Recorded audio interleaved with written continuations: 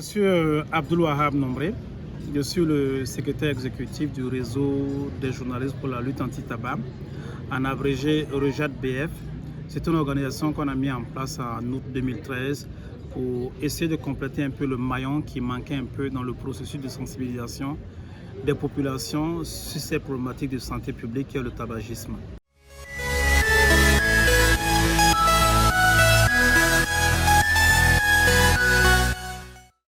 On devient une sorte d'esclave lorsqu'on est dépendant de la cigarette. Donc déjà, le premier élément, c'est d'abord prendre conscience qu'on n'a pas besoin de la cigarette pour être dans le feeling, dans le move, comme le disent certains.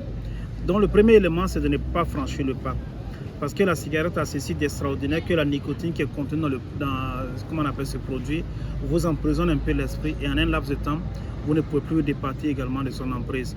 Vous tirez juste une petite bouffée, juste pour voir un peu ce que ça fait parce qu'on est dans l'ambiance, on a les potes et finalement on ne se rend pas compte que ça nous a totalement pris l'esprit.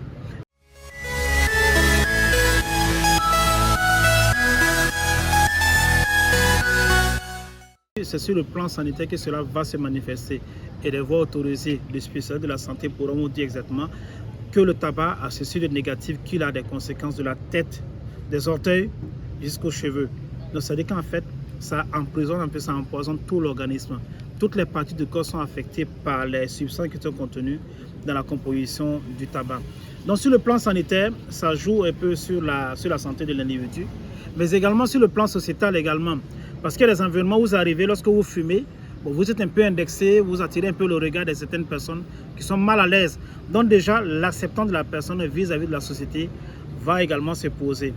Donc vous tombez malade, vous êtes un peu moins apprécié au sein de la société. Et puis, du point de vue comportemental, mais vous voyez un peu du point de vue physiologique, vous voyez également certaines personnes également qui fument, ça se ressent également au niveau des lèvres, au niveau des bras. Voilà, ça veut dire qu'en clair, la cigarette contribue également à dégrader de façon générale la santé de la personne, quoi.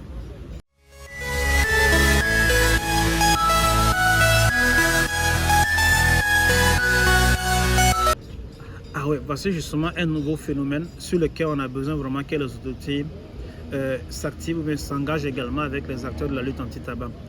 On a peut-être une législation qui n'a pas été avant-gardiste, qui n'a pas prévu ces éléments-là, mais je pense que c'est en train d'être rattrapé avec des initiatives qui sont développées ça et là, pour dire qu'en clair, la chicha est aussi nocive que la cigarette. Donc, contre ce produit-là également, on a besoin aussi de démultiplier également ces exemples de sensibilisation pour dire que tout ce qui a comme frime qui environne un peu la chicha n'a rien de positif pour la jeunesse également.